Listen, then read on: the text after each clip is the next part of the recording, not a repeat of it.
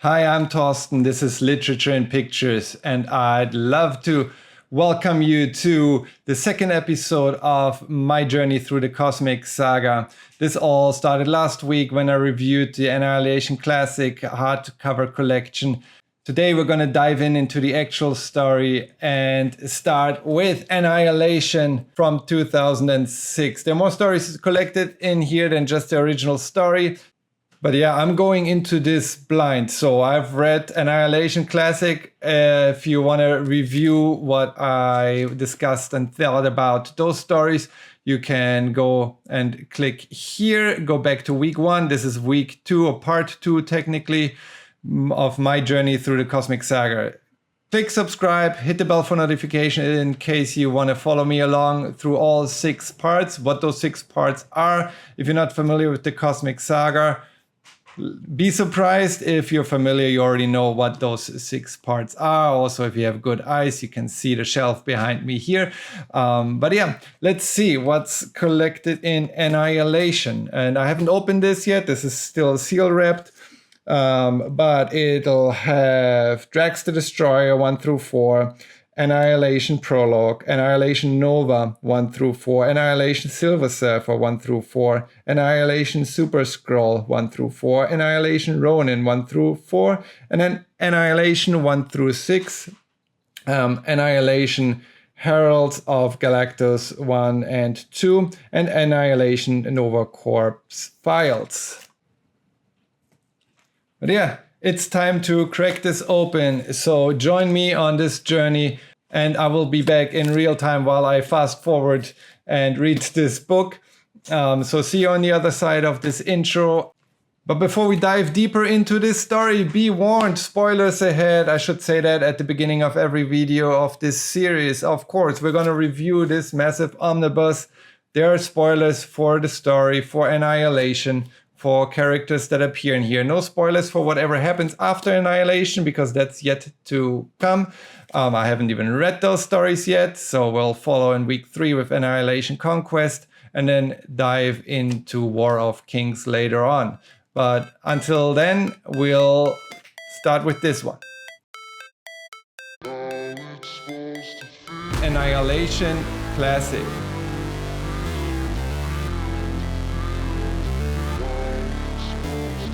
Annihilation.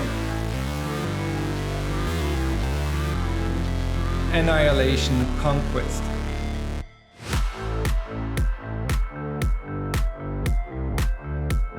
Road to War of Kings. War of Kings. Realm of Kings. The Aftermath.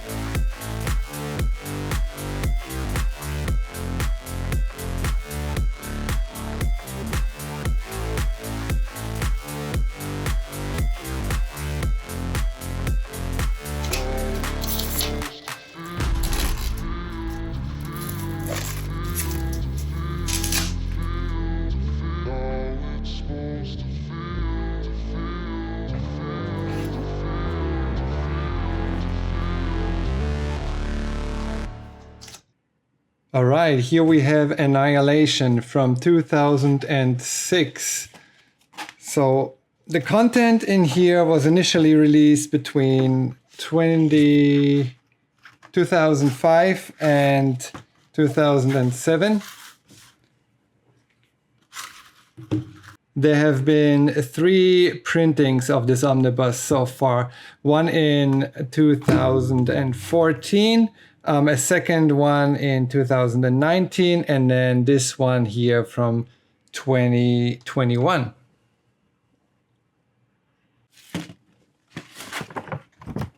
This is the direct market cover by Italian artist Andrea Di Vito. And then inside of it, we have stories written by Keith Giffin. Most of them are written by Keith Giffin, but there are also some by Dan Abnett, Andy Lanning, and others. And the art is all over the place.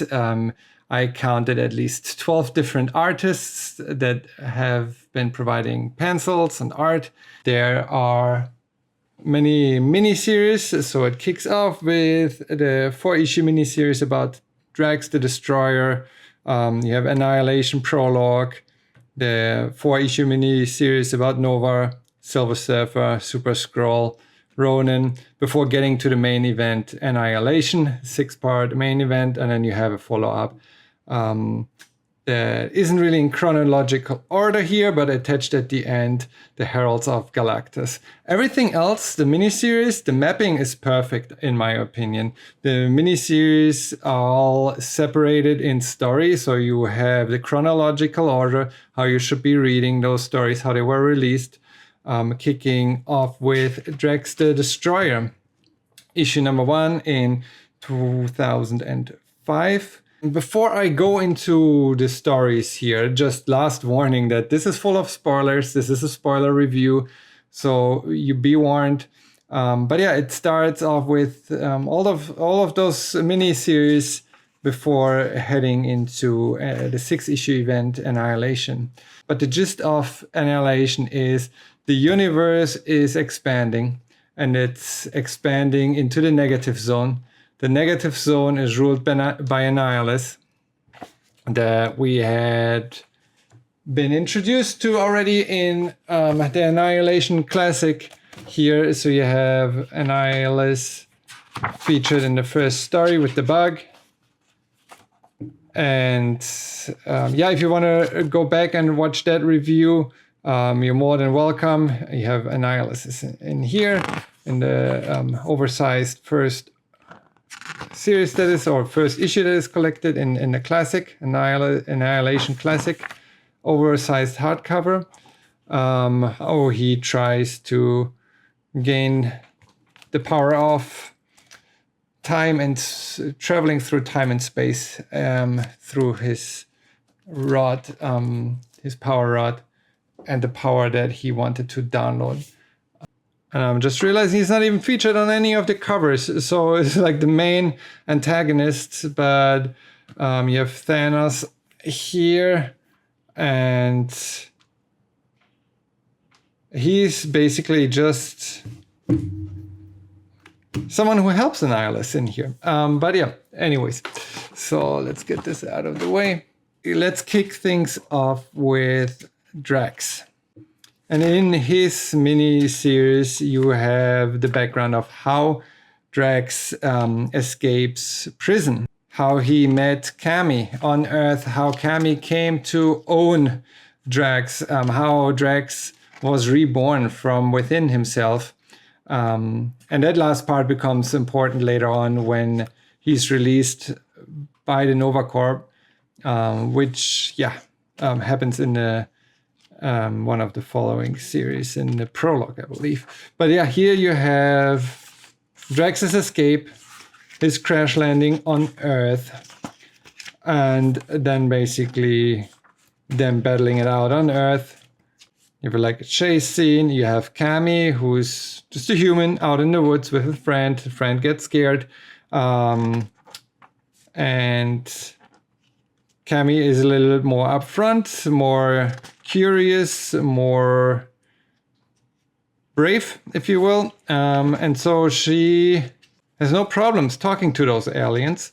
And then she ends up owning Drax by kind of striking a deal with the head guy here. And Drax doesn't really have a problem with that, because I think him and Cammy get along. They have kind of the same level of sarcastic humor, the sense of humor. It's kind of at the same level. So he feels responsible for her also, because he has a daughter, and Cammy catches up on Drax's history here by him transferring that into her mind. But you have also the rebirth of Drax in here after he dies or is killed. And then you have Drax being reborn out of the shell that he used to have, and him being kind of not immortal in this point, because he actually died and came back, which plays a bigger role later on, as I said, because his DNA seemed to be different, or his life essence seems to be different, so that the Nova Corps later on confirms that he's a different character, the different being and cannot be held accountable for previous crimes that the original Drax had done. I really like that dynamic. I really think this is a fun mini-series that functions as the introduction to Drax and Cammy that you'll see later on throughout this book. But I think it's a fun kickoff. It's not really a standalone. I mean, you can read it by itself, but I mean, just the end question mark should indicate that this is just the beginning. From there, you're thrown into the Annihilation prologue that outlines how the space prison of Kiln was attacked, how the Nova Corp on Xandar was destroyed, what the Annihilation Wave is. Drax and Cammy escape from the prison as well, or from the Nova Corp facility, and Drax and Cammy escaping from the Nova Corp after they are technically being released. Again, Drax is being cleared by the Nova Corp of his wrongdoings because his essence has changed. Yet Xandar is on lockdown because the Annihilation Wave rolls through and Xandar is being destroyed. So there's nothing left of Xandar or the Nova Corp at the end of it. So this is kind of level setting the new status quo. Nova Corp's being destroyed. The only survivor of the Nova Corp is Richard Rider, which is then tasked with saving the world mind. So you have all of this happening in the prologue. Richard Rider being the last of Nova, saving the world mind with the danger of it corrupting his mind. But yeah, that's not gonna happen. He's strong enough. So I don't think there was ever any doubt afterwards that the world mind would hurt Richard. But yeah, effectively, he's the last of the Nova. He teams up with Drax because why not? He's the last survivor. There's not much else he can do. He kind of has to be opportunistic in that regards. And you have Annihilus showing up here saying, well, this was me. I will not be denied. The Annihilation Wave is coming, rolling through the universe. And the Annihilation Wave starts in the Andromeda Galaxy. So the Skrull Empire gets hit first, or whatever remains of that. At this point, again, this is 2006. There's not much left of the Skrull Empire after the Skrull-Kree War. And but whatever is there gets decimated by Annihilus as well. Well, we're heading into the Nova miniseries here, which starts 4 days after the Annihilation Wave struck Xandar and killed all of Nova Corp. Only Richard Rider is left, the last Nova, to save the Nova Force. The World Mind is downloaded into him. Nova runs into Drax and Cammy in here, and they escape Xandar together, but destroy it as they jump. They land in a different system, on Nykas Aristides, where they meet Quasar. So it is then that, again, I'm jumping ahead here in my story, that happens in like issues 2 and 3. This is the end of 1, where Drax and Cammy find Richard Rider, last of the Nova in here. Cover is kind of misleading. They don't fight, but they have a cool partnership going on here. Again, not to jump in my tellings ahead of the art. This is where they partner up. This is where they run into Quasar. That has been more in the know on what the Annihilation Wave is and been fighting them in a different system, helping the population of that planet evacuate. And he asks Richard for help, who is initially a bit hesitant. He is being tasked with saving the world mind, so he initially doesn't want to go along, but of course, being the responsible Nova that he is, he ends up helping him and helping them evacuate. But in the midst of the evacuation, you have Annihilus attacking again, and Nova and Quasar are being forced to fight Annihilus in this series. And you have something else in here which is Annihilation killing Quasar. Let's see, this is a pretty big moment. So I want to find the right moment here. So yeah, Annihilation killing Quasar. And other than other characters in this story that do come back after they were killed, Quasar is not. So Quasar actually dies and is gone for good in here. And then kind of to demonstrate the strength of Annihilation, that he means business and Nova can be glad to escape with his life. But yeah, that's the end of the Nova miniseries. Nova manages to push back the wave and escape, but overall, again, I like the sense of humor, especially Cammy and Drax. I think they are really being utilized in a great way here. The World Mind is a little bit annoying at times, but I suppose that's meant to be like that. That's why Nova starts calling it that at some point or in the beginning, because it's, yeah, he even feels it being annoying. And so he cracks those jokes at the World Mind as well. Great story. Drax is redeemed. Nova is in the ropes, but still fighting. Quasar is dead. We are going into the Silver Surfer miniseries, where the Silver Surfer finds out about Annihilation's Hive army and going after the Power Cosmic. Silver Surfer contemplates whether the destruction is the same that he had handed to countless other worlds as Herald of Galactus. And Annihilation sends his army to capture the Silver Surfer. Thanos then meets with Annihilation to decide on their alliances. But yeah, so it's Thanos partnering up with Annihilation. I think being the first story where Thanos is just a lackey of Annihilation, he does as Annihilation says until pretty much the very end.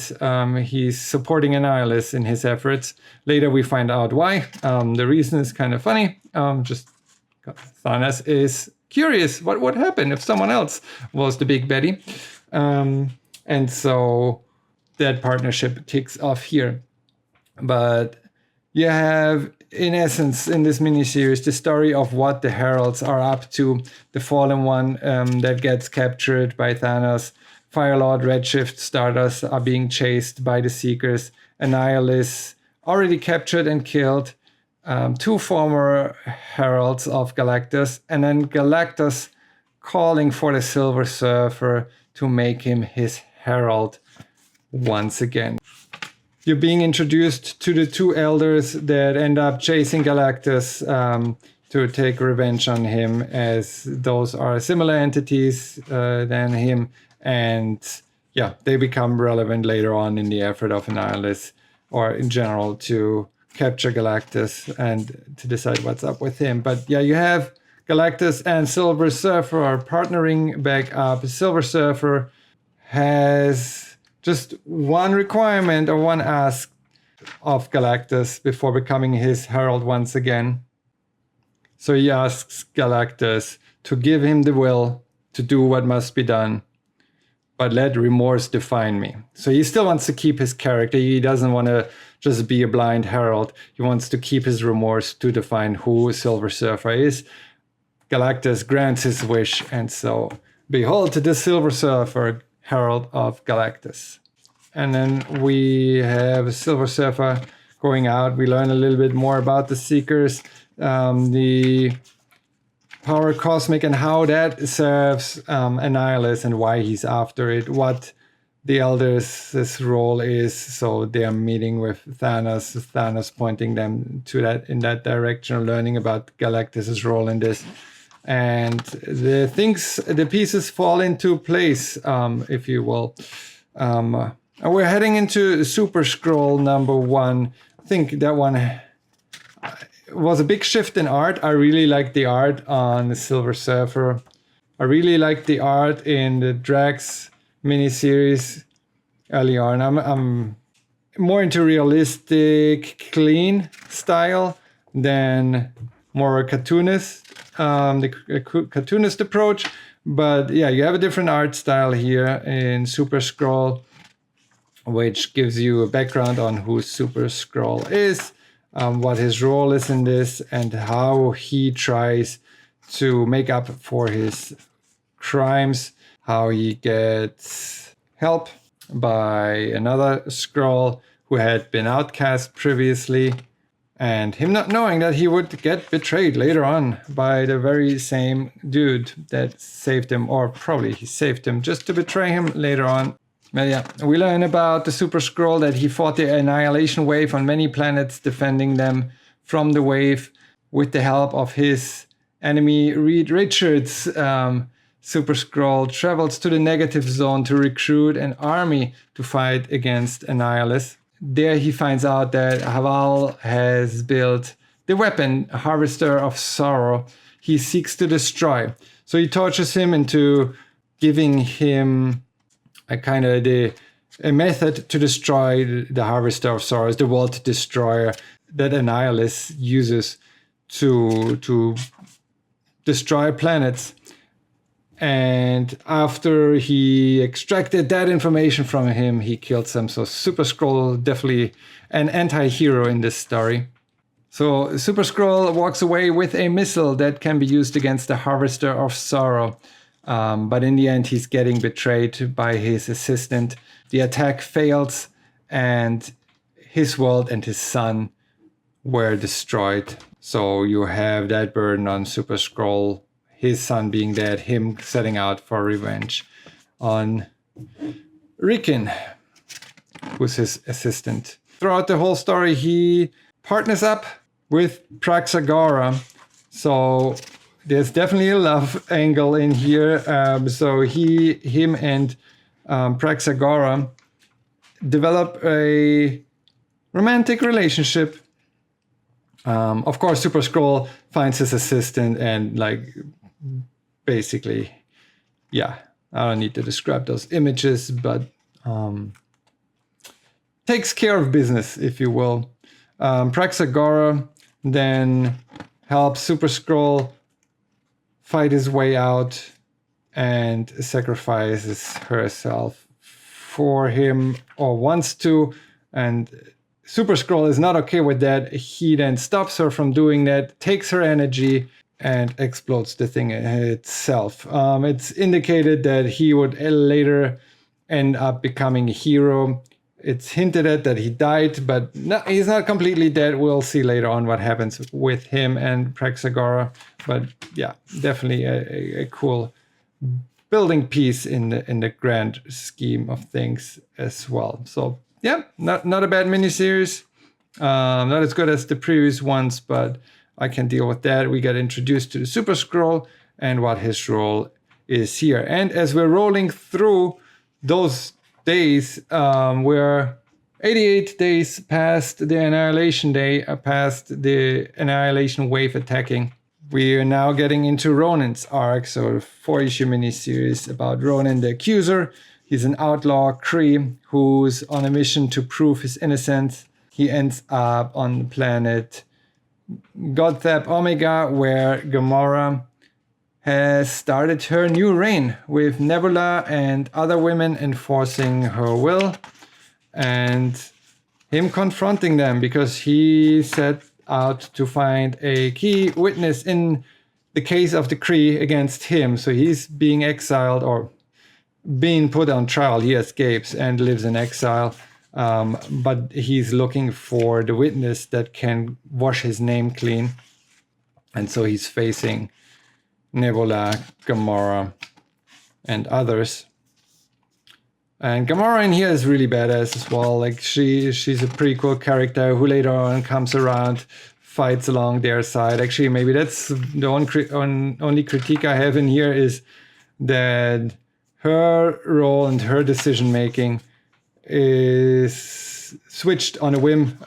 Pretty much there's no real explanation given why she suddenly switches sides, but I guess in the grander scheme of things, as the Annihilation Wave threatens the entire universe, I think her decision is made to fight alongside Ronin and others, and team up with Nova as well later on. Interesting miniseries. Again, gives you a little bit more background on Ronan, on the Kree. I hadn't read many stories on the Kree previously, or on Ronan specifically. I don't think I've ever heard this name before. So it gives you a great introduction on what the character is all about. A very heroic character who seeks to defend and fulfill his role as a Kree accuser, being the judge and executioner for the Kree, and him falling out of favor with the current reigning house of the Kree, and him trying to reestablish himself. So he lives by his honor, by his loyalty to the Kree, not to the government of the current Kree.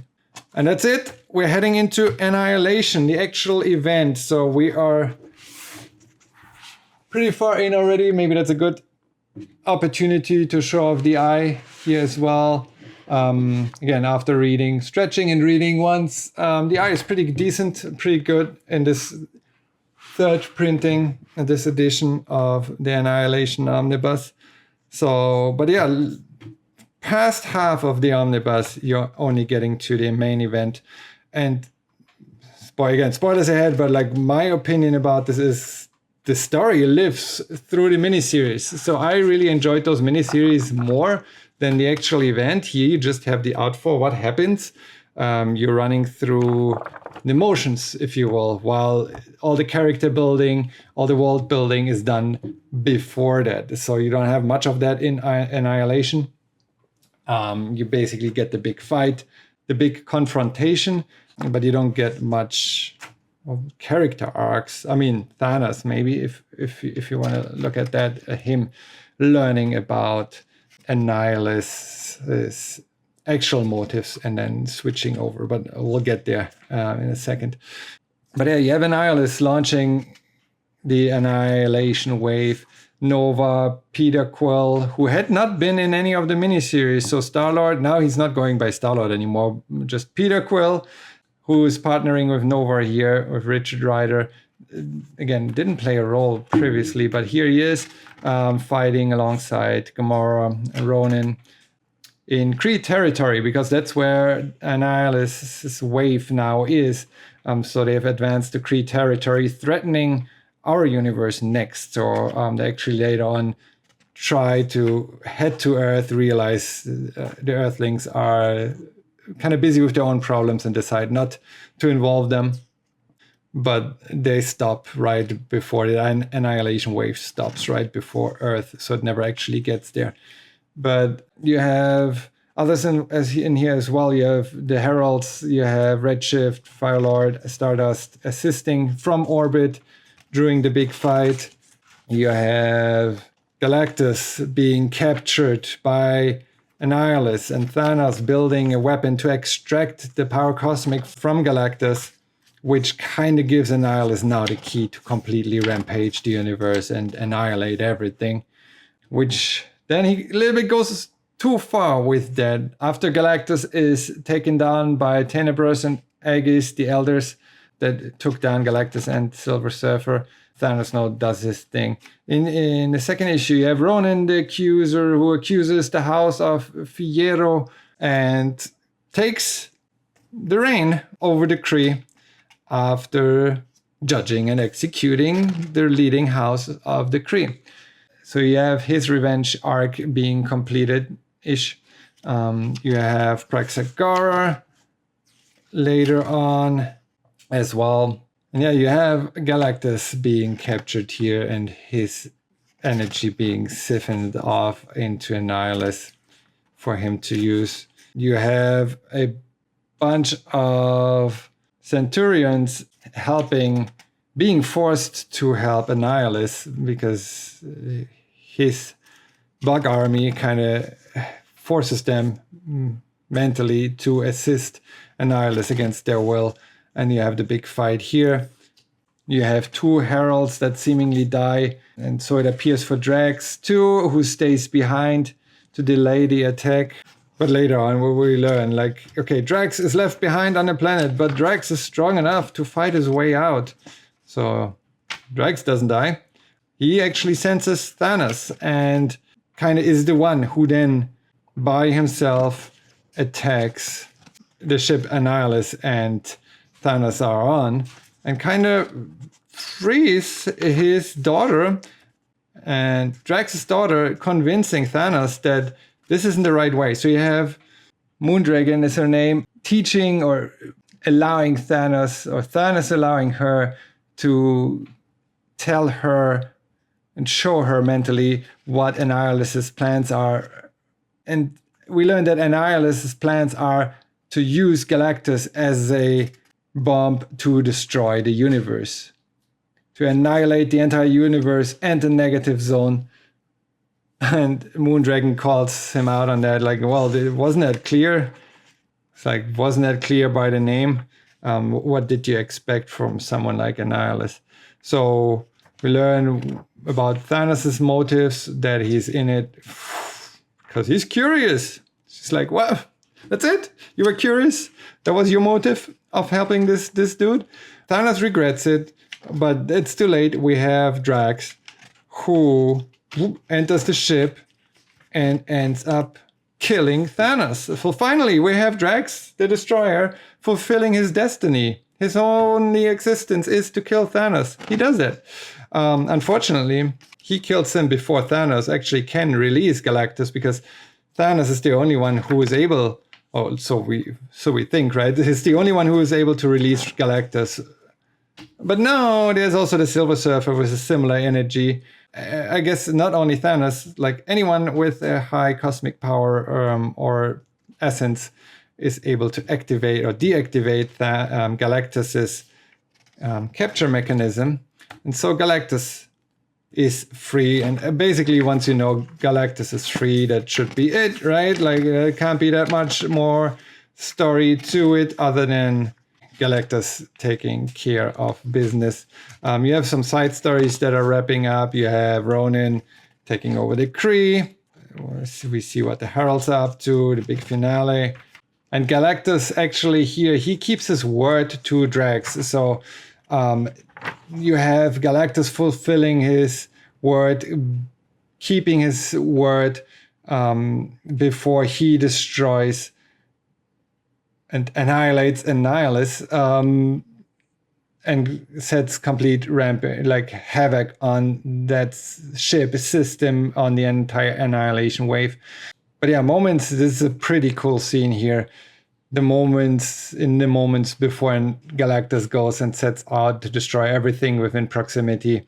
You have Drax trying to keep his daughter, Moondragon, safe, and saying to Galactus, you gave your word, Galactus. You said you would see to her safety. And in that moment, they are being transported by Galactus into safety.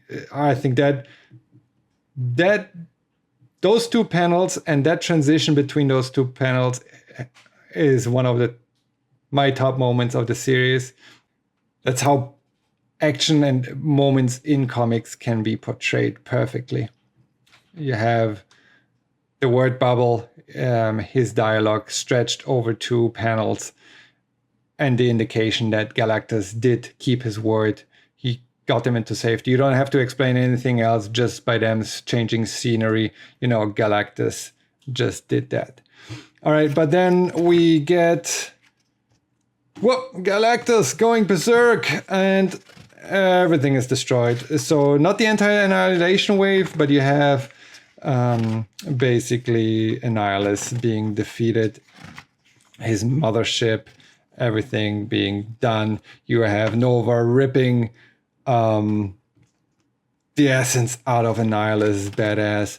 And then you have some aftermath here. You get to see what happens after Richard Rider dies. He goes into the same afterlife as Thanos. He was waiting here with death. But them all being there, you already can tell they're going to come back at some point, as it always is in comics, right? Or most of the time with main characters, it works like that. I don't know if Quasar ever came back, but it's a different story. You have explanation of what happened after. And you see that even though Annihilus died, you have one of his advisors or henchmen, if you want to call her like that. I think it's a her, giving birth to baby Annihilus. So she's, I don't know if that's a clone or just some other offspring.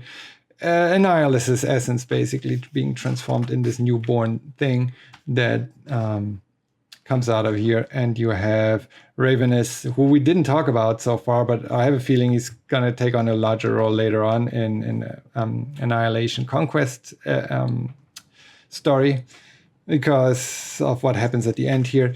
But you have him receiving Annihilus and kind of taking care of, I guess, his development. I don't know if he's a baby and needs help at this point, but that's where it ends. You get some aftermath. The aftermath is pretty interesting throughout the pages of Heralds of Galactus, where you learn that at the end of the war, the Annihilation Wave, while they were defeated, they were granted basically the entire Skrull Empire and parts of the Kree Empire to stop the fighting, because the Annihilation Wave was still fighting, Ravenous was still fighting, and they were, just to keep the peace, just to make sure that the fighting ends, they were assigned and granted vast regions in space. Again, the entire former Skrull Empire, parts of the Kree Empire, which doesn't sit well with Ronan.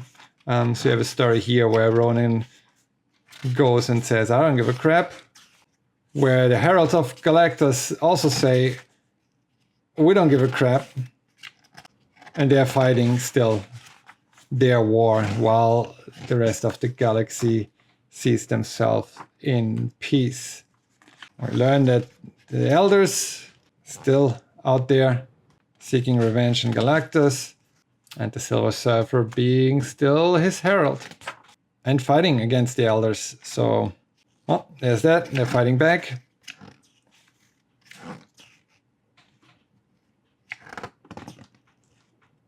And that is it. And here we get the teaser to be continued in Annihilation Conquest. So I had no idea that at the end of Annihilation, they had already plans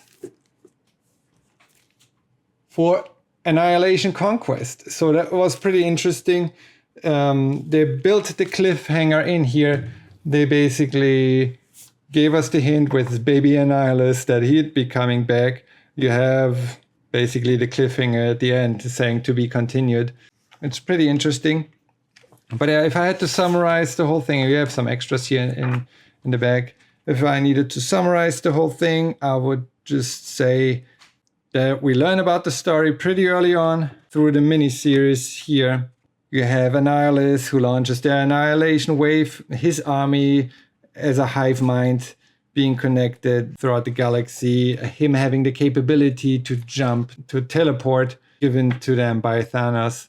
Overall, it's a pretty fun book, a pretty good series. Again, I expected more of the actual Annihilation event. I think the character building and the story building, the big arcs were explained and built through the miniseries, mainly.